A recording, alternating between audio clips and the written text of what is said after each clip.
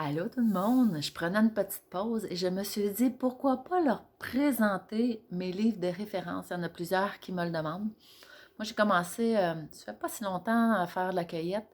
Il y a quelques années, j'avais pris des petites formations avec Gourmet Sauvage. Là, il y en a différentes, tout dépendant de la saison, tu sais, printemps, été, automne. Par contre, si vous voulez prendre des formations avec Gourmet Sauvage, soyez rapide sur le piton d'Internet le jour où c'est qui ouvre les lignes pour les formations. Ils sont rendus vraiment, vraiment populaires. Mon premier livre a été Aventures sauvages de la cueillette à l'assiette de Gérald Legal. Il donne beaucoup de conseils, ses trucs avec les années, ses apprentissages, comme j'ai donné l'exemple tantôt sur les têtes de violon. Souvent, ce qui est conseillé, lui, il le fait d'une façon un petit peu différente. Donc, c'est un très beau travail. Je vous le recommande. S'il est encore disponible, par contre, je n'ai pas regardé sur le site de Gourmet Sauvage si ce livre était encore disponible. Ensuite, il y a une sommité au Québec qui est Isabelle la Métisse. Elle a fait de très beaux livres. Elle a une série, je pense, de 3 ou 4 livres.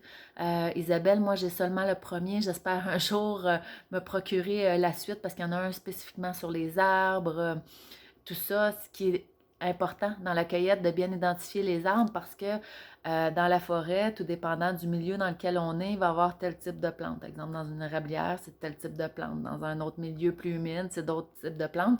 Fait que d'être capable de bien identifier ces milieux, Isabelle fait de très, très beaux livres. Elle a des formations aussi.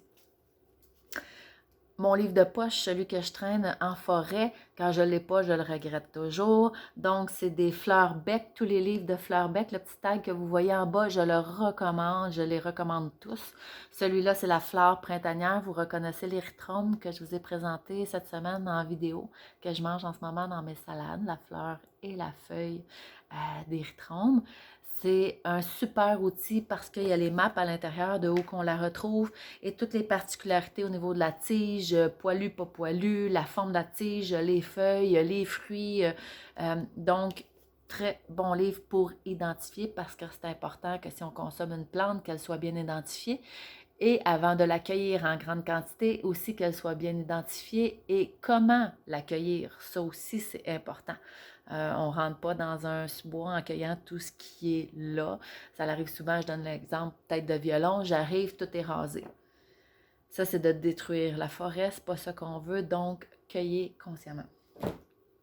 Mon petit dernier, Cueillir la forêt de Gourmet Sauvage, leur dernier bébé. Très, très bien fait aussi pour l'identification, un peu comme Fleur Bec. J'ai été étonnée de très belles photos de la jeune plante jusqu'à plus vieux. Les photos sont vraiment claires, c'est très compréhensible. Je l'ai feuilleté un tout petit peu, là, j'ai pas eu le temps de m'y plonger. J'ai vraiment hâte, là, je regarde les photos, puis je suis comme, oh oui, il faut que je m'y plonge. Donc, c'est vraiment un livre que je vous recommande. L'autre petit cadeau que j'avais eu, c'est Forêt, encore une fois, de Gourmet Sauvage.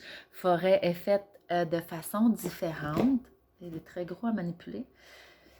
J'aimerais ça vous le montrer. Je vais tourner ma caméra. Vous voyez, c'est pas des images. J'essaie de tenir avec mon pied. Là, je vous montre la tête de violon parce que ça, c'est ici. C'est la seule qui est comestible. On voit la plume d'autruche. Il y en a une autre qui a une sorte de plume, mais qui est comme toutes des petites boules. C'est pas elle. Mais avant de cueillir, soyez certain que c'est la bonne ou sinon demandez à quelqu'un parce que les autres sont toxiques. Donc, ça, c'est le livre Forêt, comme ça, ici. Là, vous voyez toutes mes pierres. Je suis dans les pierres aussi en ce moment parce que j'ai un petit projet. Fait que donc, ça ici pour le livre Forêt, cuisiner. Ensuite, ma découverte cette année, et je suis très contente pour les champignons sauvages. Je ne suis pas une fervente de champignons sauvages. Je dis toujours à la blague aux gens pris dans le bois, par exemple, je vais mieux manger un champignon qu'un gros ver blanc. Les dessins, c'est le livre est de Guylaine Duval. Guylaine donne aussi des formations. Elle est ici dans ma région, dans le coin de Sainte-Agathe. Les beaux dessins, c'est elle aussi l'artiste. Elle fait des toiles avec ses champignons, des cartes de souhait, tout ça. Une très belle artiste. Son livre est vraiment très, très bien fait. J'aurai le bonheur de faire une petite formation avec elle cet été au mois d'août. Donc, j'ai très, très, très hâte de reprendre contact avec Guylaine. je vous le conseille. Si vous vous intéressez aux champignons, c'est un livre à avoir. Et mon petit dernier, qui est un cadeau que j'ai eu, une belle découverte, c'est Eureka Simard. Je vous le montre, le livre est vraiment dans un autre format. La terre est ma maison, la nature mon jardin, médecine de plantes. J'ai adoré ce livre et à chaque fois que j'en reprends des extraits, ça me touche beaucoup parce que on sent son amour pour la forêt et en même temps, la douceur qu'elle porte, je me reconnais. C'est elle qui a créé Jardin entre ciel et terre, qui est dans la région de l'Appalache, à peu près à 1 heure et demie de Québec.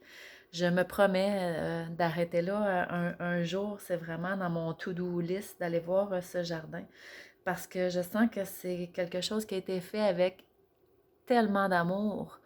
Je veux aller sentir l'amour qu'il y a dans ce petit jardin. Donc, voilà mes petites références. Il y en a plein d'autres qui existent. Il y a plein de vidéos YouTube. Il y a des gens sur Facebook aussi qui font des vidéos. Mais l'important, c'est de cueillir consciemment et de bien connaître la plante avant de la cueillir et surtout de la consommer. Donc, voilà, bonne découverte!